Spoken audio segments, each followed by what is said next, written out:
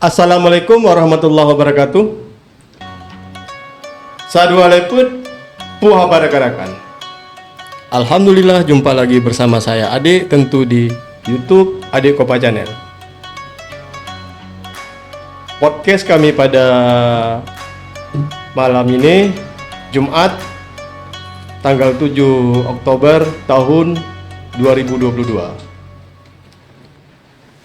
Ya, tidak lupa juga kami sudah menyediakan kopi, udah hampir habis teman-teman. Sambil tadi sekalian waktu setel-setel ataupun program untuk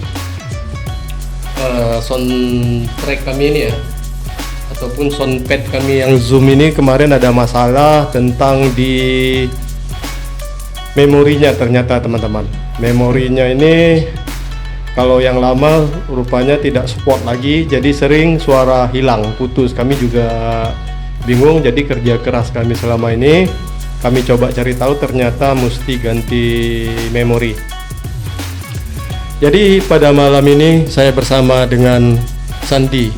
Pada kali ini saya memperkenalkan kepada teman-teman, dan silakan Sandi untuk memperkenalkan diri. Nama saya Sandi, saya tinggal di Desa Batu Hitam, Tapak Tuan ya? Tapak Tuan, Kabupaten Aceh Selatan. Jadi bincang-bincang kami bersama si Sandi pada kali ini tentang, ya yang pertama, si Sandi sekarang udah dewasa, udah nikah malah ya, udah berkeluarga. dan punya anak satu. Ya, udah punya anak satu. Jadi Sandi, kalau boleh saya tanya ataupun paman tanya ya, Sandi pada awalnya tahu kalau Sandi ini keturunan daripada, ya kasar kita bilang Cina, bukan apa istilahnya bahasa umum ya. Kalau itu tahu karena Sandi sebelah ayah dulu orang Cina, mama orang Islam, Orang Aceh maksudnya. orang Aceh.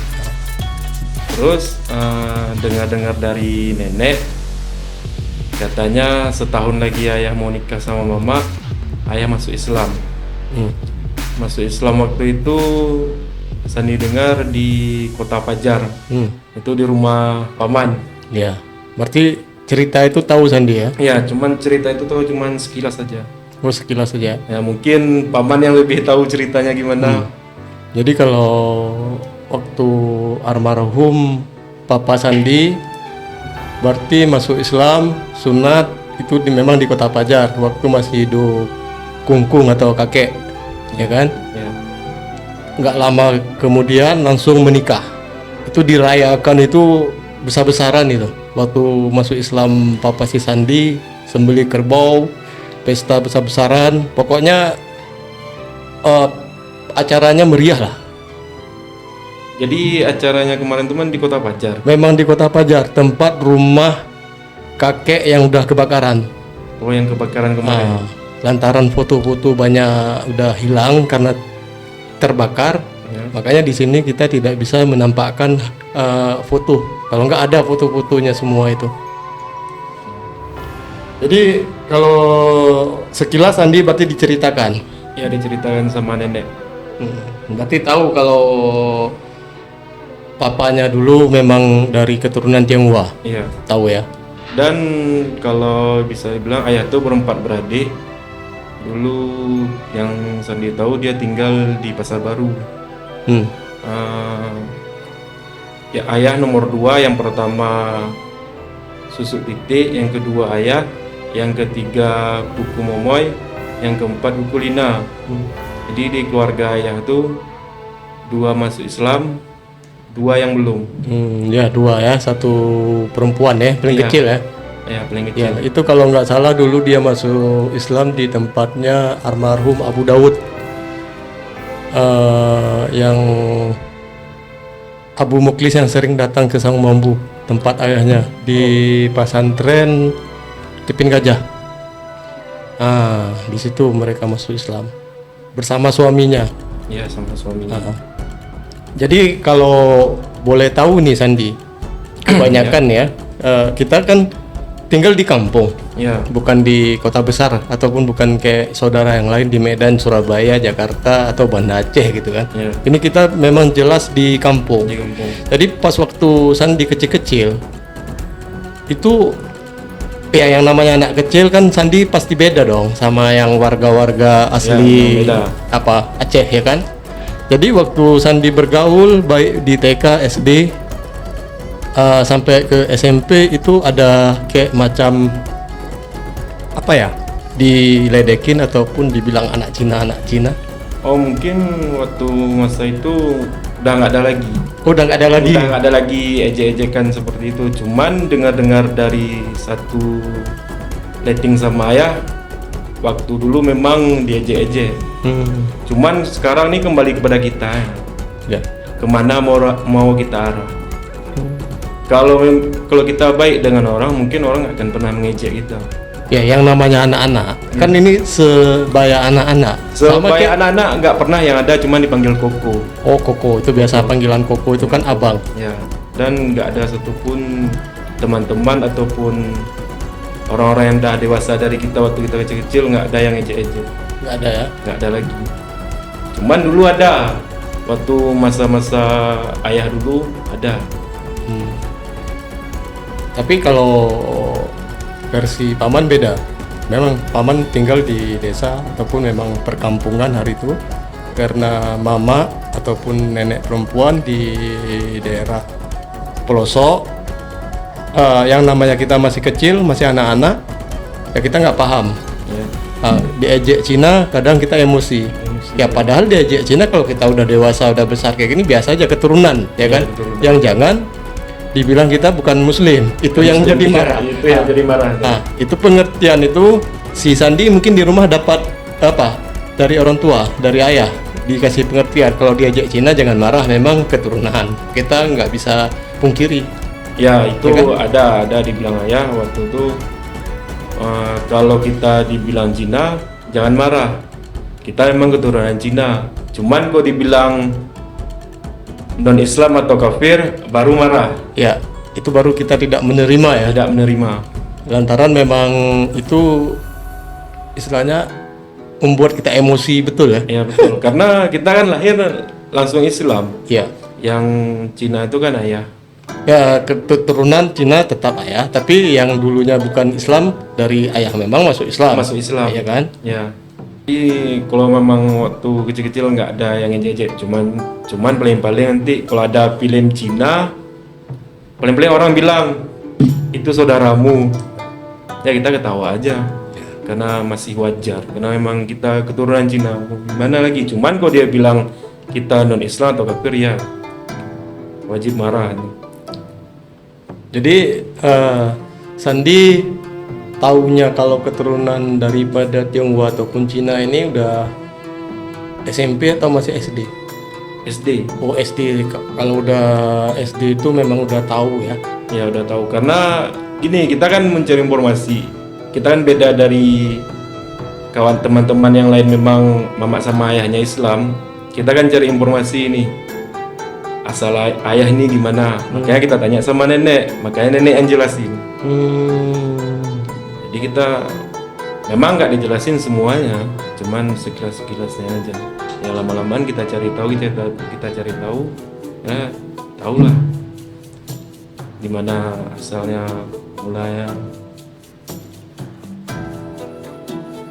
Tapi Sandi nggak bisa lagi bahasa kek ya. Kalau kita di sini bahasa kek Sandi.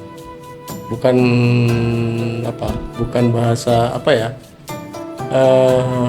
Karena di bahasa Cina nih banyak, ada kek, ada Hokkien. Kalau Sandi bisa bahasa kek, Itu yang nggak tahu. enggak ya? Jangan Sandi paman aja kurang tahu. Cuma ngerti sedikit-sedikit aja lah. Jadi semenjak Sandi kecil seringlah ke tempat saudara yang apa ya, yang Ya, yang non Islam sering ya, ada ya. sering waktu dulu pergi ke tempat nenek. Lagi kalau soal makanan tuh dia selalu kasih tahu. Oh ya, kalau nenek Sandi memang kalau masak jago. Ya, habis itu kalau kita berangkat juga tempat saudara di Medan, pernah waktu itu berangkat bulan puasa.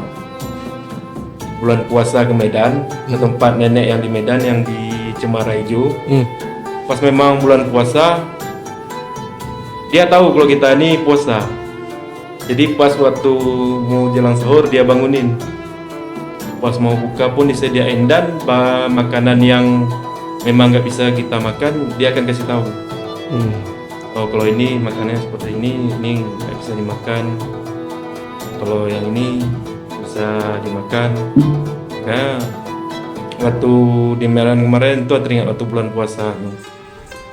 Rupanya ya namanya keluarga, dia kan jaga kita juga. Iya. Dia kan ngerti. Agama ini kan pilihan masing-masing. Setiap orang kan berhak memilih. Mau ke agama mana. Yang penting saling menjaga, saling menghormati aja.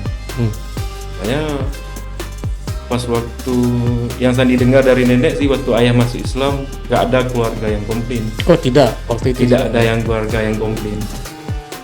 karena sama kayak posisi kakek yang waktu itu yang masih memang betul-betul yang seperti kita lihat di berita-berita,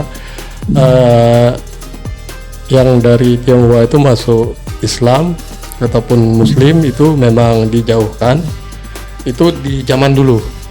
Tetapi setelah itu memang nggak ada lagi. Ya itu ada juga Sandi dengar katanya kalau orang Islam masuk Islam dia akan dijauhi saudara. Tapi waktu Sandi lahir dulu kecil-kecil nggak ada saudara yang menjauhi. Nggak, itu udah akur posisinya. Kakek sempat diusir. Kalau kakek sempat diusir Lama, makanya dia di pesantren. jadi Dia waktu setelah masuk Islam masih kecil, mungkin sebaya umur 17 lebih kurang, itu dia udah melalang buana di pesantren-pesantren.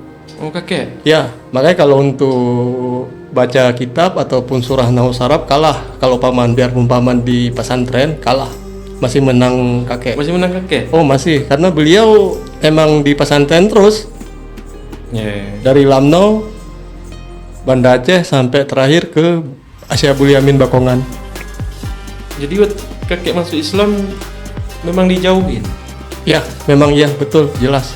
Kapan mulai lagi akur ataupun dicari? Setelah kakek menikah punya anak nomor 1. Tapi biarpun sudah akur, sudah baik, sudah menerima hubungan antara orang tua dan anak, ya yang namanya hubungan tetap. Yang beda kan keyakinan, agama, ya kan? Tetapi di sini pihak daripada kungkung ataupun kakek kita yang di Mekeh, kan orang ini tinggal di Mekeh, sudah menerima. Terus paman pun nggak kenal yang mana kakek, cuman di foto aja. Oh, di foto aja. Tapi banyak yang bilang kalau dari orang ini beradik kakak mirip kayak paman. 80 sekian % mirip, dari bawaan semua. Kalau ayah Sandi itu mungkin mirip di bagian rambutnya mungkin. Karena waktu muda-muda ya Sandi sering di Kota Banjar memang. Ya itu Sandi juga dengar kan, ayah lu sering kerja.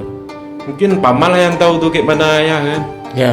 Kalau Sandi ya berjalan apa adanya aja, karena memang kita di lingkungan di Batu Hitam tuh kan semuanya orang Islam, ada juga orang lain yang orang Islam nikah ke situ juga masuk Islam.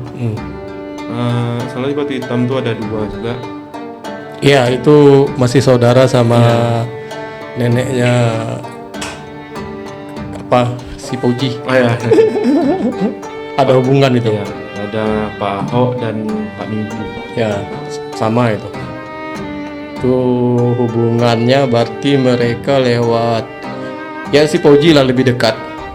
Kalau sama kita agak jauh. Karena dulu waktu kecil-kecil sering dibawa ayah ke pabrik sagu. Masih ingat Aman? Almarhum Panjang tuh. Ingat. Makanya lihat keluarga mereka juga nggak menjauh. Kan yang kita tahu kan kalau orang non-Islam masuk Islam kan dijauhin. Makanya tadi bilang nggak dimusuhi. Ya, alhamdulillah kalau sekarang udah akur semua. Ya. Udah beda. Jadi kalau Sandi pas waktu berumah tangga dengan istri yang apa yang pertama ini itu tahu kalau posisi Sandi memang keturunan Tionghoa. Tahu. Dan juga saudara istri yang tinggal di Batu Hitam, Oh. yang dekat memang sama rumah. Oh. Nah, dia juga tahu. Saya juga tanya sama istri, tanya aja sama saudara yang gimana keluarga di sana. Nah, alhamdulillah nggak ada apa-apa, baik aja ya. Jadi teman-teman, Sandi ini keponakan saya. Makanya kadang saya sering marah-marah sama dia, wajar, karena saya ajarkan dia, teman-teman. Apalagi ini kami posisi sekarang ini sudah membuka ataupun sudah berjalan di Resto Cafe Saung Bambu Koki Aceh.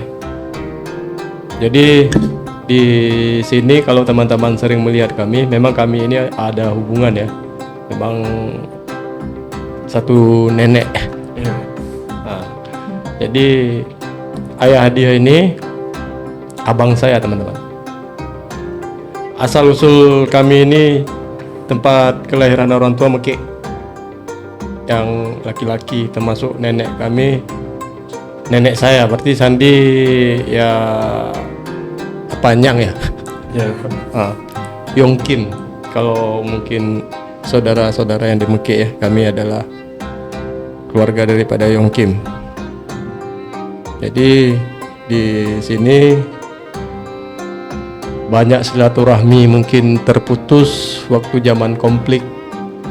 Kita sudah mulai menjauh, tidak bisa si A ke si B, si C silaturahmi ke E, itu hilang total. Apalagi di saat orang tua sudah tiada, hubungan udah mulai renggang ya.